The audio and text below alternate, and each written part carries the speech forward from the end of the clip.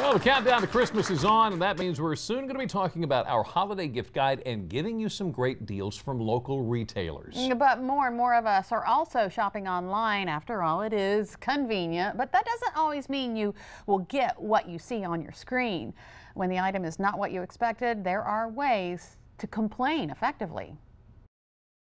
How do you feel when you have to call customer service? I usually avoid it at all costs. Oftentimes they don't know how to respond to what I'm looking for and don't have the answer. Frustrated because you usually don't get customer service right away. You have to dial this number or that number. To make this process smoother, get your facts straight. Before you make the first call, review warranties, guarantees, and the policies of the company. Gather order numbers and shipping numbers and define ahead of time what resolution will satisfy you. Clear your head. Prepare yourself for the call by remembering that what you want is resolution, and this is best accomplished by maintaining a cool but determined attitude. If the call center representative does not satisfy you, ask to speak to a supervisor. And if the company is still unresponsive, consider reaching out to the Better Business Bureau, the Federal Trade Commission, or even your state's Attorney General's office for help. You can also put your complaint on social media, but experts say it's better to phrase it as a plea for help rather than a rant. And finally, don't be rude. It's, well, rude. Rude. So what's the opposite of rude? What you want to be, especially during the holiday season. And if you are playing host this Thanksgiving or any time over the holidays, then you'll want to pay very close attention to what our next guest has to say so that you're not the culprit of an etiquette faux pas. After all, you would not want to let down etiquette expert Grace Foxwell Murdoch, owner of Professional Grace, would you? Didn't think so. No, Thank you so no, much no. for joining us again. So we are quickly approaching again the most wonderful time of the year, which can be very stressful for those playing host. What do people need to keep in mind? I think when you're thinking about who's coming to your home, whether it's family or whether it's friends, you want to have an inviting environment. And there are preparations that you can make very easily. Straightening, having your house look tidy, everybody likes to clean and prepare, that type of thing.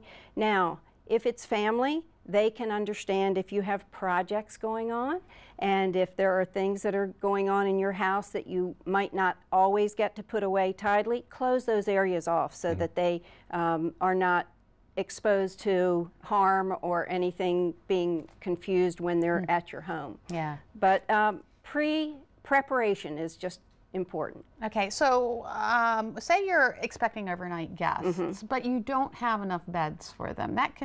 You want to have the guests, but what do you do? Right. Well, a lot of families have this issue, and there could be blow-up mattresses that you can store and just bring out at holiday time. I do know that some older couples, when they even go visit their children, they might take a room in a local hotel because they can't stand all of the confusion that might take place. And I don't think the family should take offense to that because older members of your family might have different needs that you can't meet with a completely house full of people.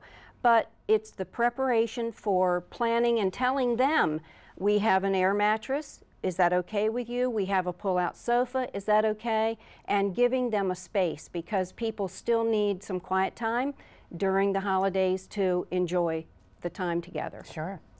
What if they want to bring their pets? Well, I'll tell you, I love my children and they bring dogs when they come sometimes, and they almost put me over the edge, Jimmy. But also preparation. I have cats, so I have to prepare my cats for people who might bring their pets. Right. But asking the people who are coming, if it's not your family, because you might already know if it's your own children, but asking them what accommodations you can have. Do you need a room to bring their pet so that they can be cordoned off? Do they need a kennel? Maybe you have one in the garage from when you had a puppy a long time ago. But asking them and then trying to accommodate the best you can. And if you're in a neighborhood where there might be yards where they might walk their dog, provide the doggy bags for them to walk their pet so that you don't upset the neighbors. Yeah. Okay. All right. Let's talk a little bit about dietary needs. It seems like I always have a lot of people over to my house during the holidays, but I've got one who's a vegetarian. I got one who's gluten-free. This is something we really need to consider, isn't it? It is. I remember seeing a friend last holiday, and I was complaining. I was telling her that I had to buy 3 different milks for my family when they come home. She said, "I can top you, Grace. I had to buy 4. So if you have guests who are coming and you're not sure of their dietary needs, it's really the guest responsibility to tell their host if they need certain things. If they're vegan, if they're pescatarian, they need to prepare the host for what they might need. Also, bringing things with them is a great thing, because if you have a special sweetener that you like, put some in your pocket. If you like to have sleepy time tea at night, put it in. You can't expect your host to have everything, but it is the guest's responsibility to tell the host, and the host can only do the best thing. Also, you could do a grocery store run after they arrive for a break in the activity and say, "I'll be glad to get you whatever you need. Let's run to the store."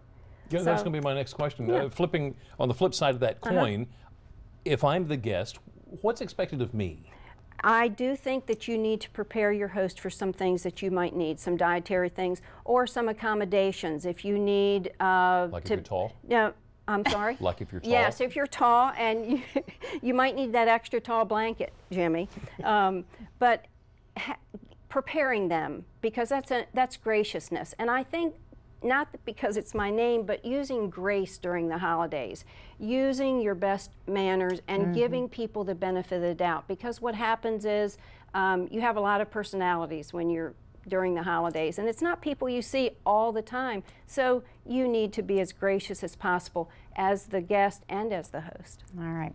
Here's the question. Is a gift always appropriate and necessary? It's really nice to take something if you have a host, to the host or hostess. And I just have a couple things. You might have a seasonal thing that you could take just as a decoration. Sure. You don't want to walk in with anything that something has to be done to it, unless you've called ahead and said, "I'd like to bring lasagna," or "I'd like to bring something to bake," and then you give them notice that you're bringing a food item. A little tea towel is always nice, because that's going to be used, and insist that they use it right then. I don't know where this Halloween candy came from, but seasonal treat would be nice to offer, or baked cookies. Any of that thing is nice for a hostess gift. Okay. So, here I am admitting it on TV. I'm not the best about making my bed all the time. I need to change that when I visit, don't I? Yes, it would be nice. And I'll tell you what I really love when my family visits. They will strip the beds, put them down the laundry chute for me, and sometimes they'll even remake the bed if I make the sheets available. So that's really nice. But the very least that a guest could do is pull up the comforter and make it appear neat. I'm always grateful for that, because it's not always the next day that I can get to the bedding and take care of it. It's also nice to have things ready for them in the bathroom. As a good host, I like this. It seems like they might recognize this from a hotel. I have some things for the kids. Always have extra toothbrushes, because that's the most thing that's most likely forgotten. Some Q-tips, some soap. And you said that you have some little wipes there. Yes. Because sometimes, and I'm guilty of this, I get makeup on the guest house. That's right. If you're proactive and you put some little makeup remover, you won't end up with mascara on your towels. And my kids and my guests are really good about that. But just offering it to them. That's great. Grace, Helps out. thank you so much. Sure Very thing. important information, especially when we're coming up on the holidays.